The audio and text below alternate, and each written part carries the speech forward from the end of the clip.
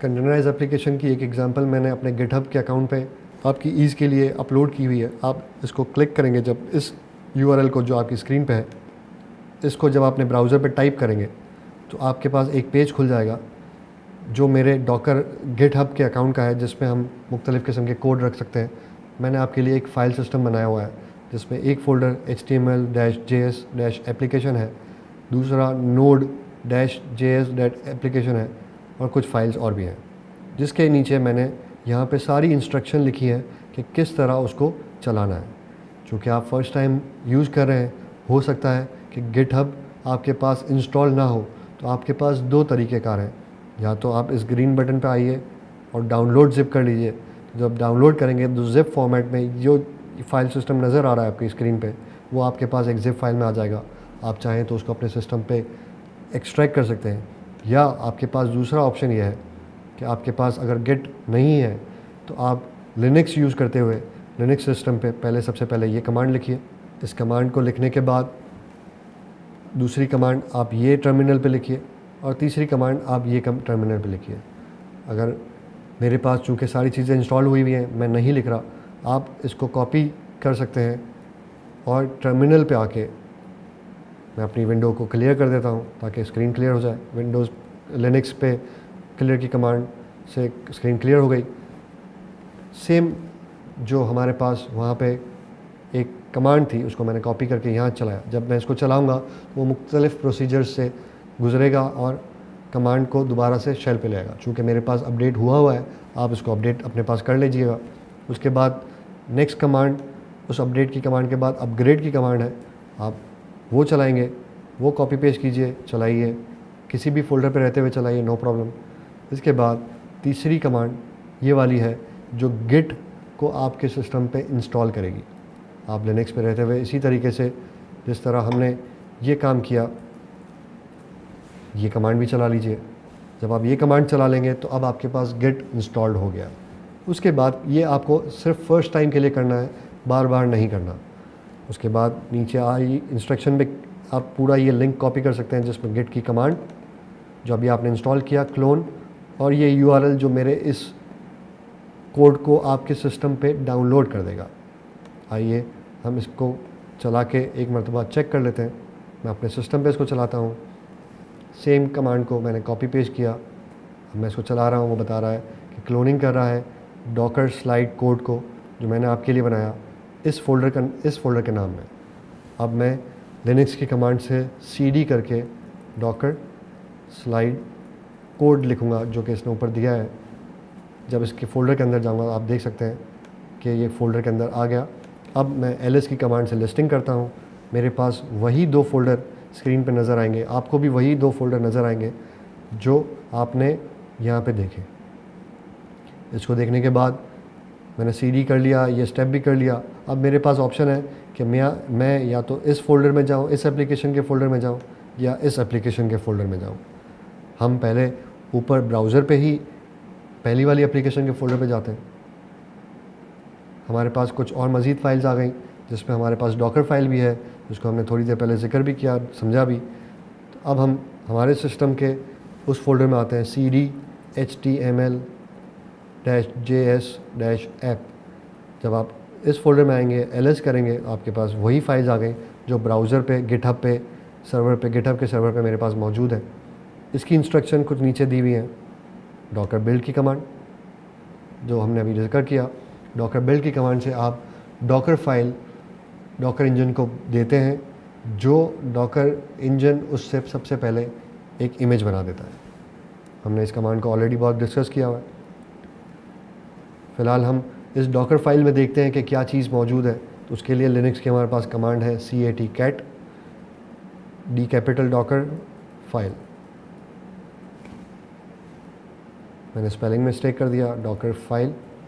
आप देख सकते हैं वही बेसिक वाली जो हमने थोड़ी देर पहले डिस्कस किया, वही वाली इंजनएक्स की एक बेसिक सी फाइल जिसमें हम कह रहे हैं कि स्टार्ट करो इंजनएक्स से और कॉपी करो जो जिस वक्त हम जिस फोल्डर में इस वक्त मौजूद हैं उससे जो इमेज बनेगी, इमेज का फाइल सिस्टम बनेगा उसके इस फोल्डर में। हम दोबारा ब्राउज़र में आते हैं, और ये कमांड देखते हैं कि क्या लिखी हुई है, डॉकर बिल्ड -t इमेज का नाम और डॉट। आइए हम इसी कमांड को कॉपी करते हैं, आप भी कॉपी कर सकते हैं। डॉकर बिल्ड -t, आप चाहें तो नाम अपनी मर्ज़ी का दे सकते हैं, हम फ़िलहाल वही नाम देते हैं जो मैंने दिया। आप कोई भी नाम, कोई भी टाइटल चूज़ कर सकते हैं। डॉट देना ना भूलिएगा, क्योंकि डॉट के बगैर ये कमांड एरर देगी। हमने दे दिया। हम उसी फोल्डर में मौजूद हैं जिस फोल्डर में हमारे पास डॉकर फाइल मौजूद है, और मैंने जो वेब पेज बनाया हुआ है आप लोगों को सैंपल के लिए, आप लोगों के सैंपल के लिए, टेस्टिंग के लिए, उसकी फ़ाइल्स भी मौजूद है।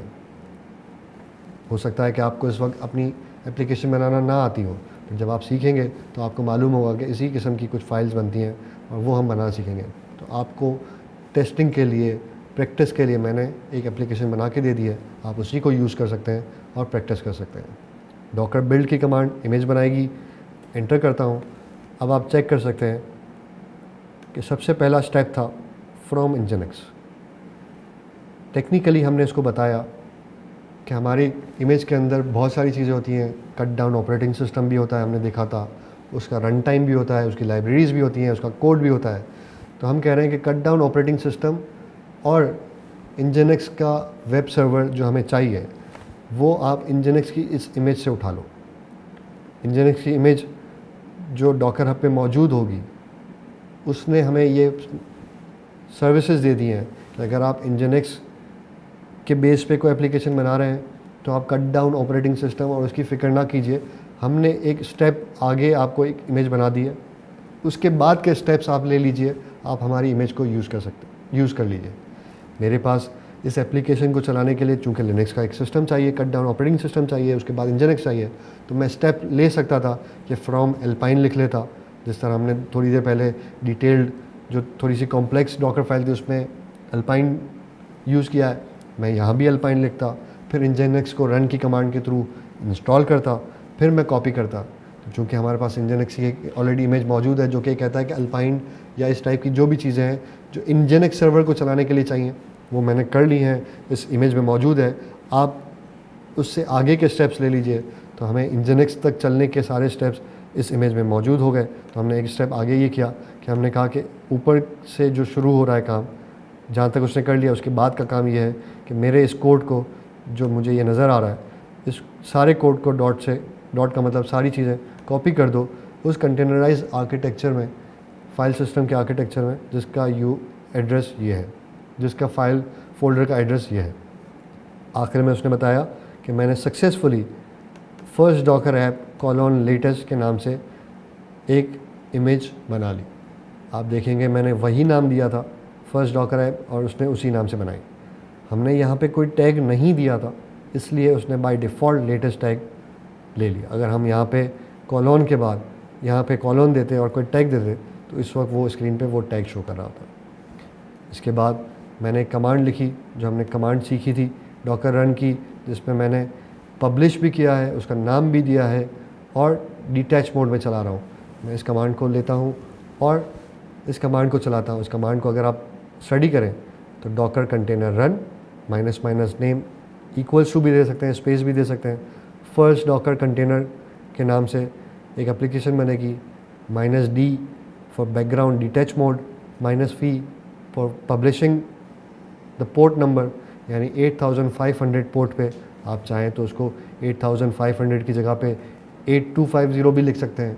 वो उस वक्त 8250 पे लिसन करेगी, और उसको फिर आप डाइवर्ट कर रहे हैं इंटरनल पोर्ट 80 पे, चूँकि ये इंजनक्स की एप्लीकेशन है 80 पोर्ट पे ही चलती है, तो हमने 80 दे दिया। और उसको हमने उस इमेज का नाम जो हमने अभी थोड़ी देर पहले बनाई, फर्स्ट डॉकर ऐप, वो दे दिया। अगर आपने बनाते वक्त कोई इमेज का नाम चेंज कर दिया था तो यहाँ पे भी आपने नाम चेंज करना होगा। क्योंकि हमारी एप्लीकेशन की इमेज लेटेस्ट टैग से बनी थी, हम चाहें तो यहाँ पे लेटेस्ट टाइप कर लें या ना भी दें तो बाय डिफ़ॉल्ट लेटेस्ट ही उठाएगा, और हमारी एप्लीकेशन को हमने अब चलाने की रिक्वेस्ट कर दी। कोई एरर नहीं आया, इसका मतलब एप्लीकेशन चल रही है। मैंने IP एड्रेस के बाद पोर्ट नंबर चेंज कर दिया था, जो पहले दिया हुआ था उसके अलावा कर दिया। तो आइए हम ब्राउज़र पे चेक करते हैं कि पोर्ट 8250 पे क्या जो एप्लीकेशन अभी हमने बनाई वो चल रही है नहीं। हम एक टैब ओपन करते हैं जिसमें लोकल होस्ट उसके बाद कॉलोन और 8250 जो हमने अभी नया पोर्ट बनाया उस पर देखते हैं कि हमारी एप्लीकेशन, जी हाँ बिल्कुल, application run up and running है।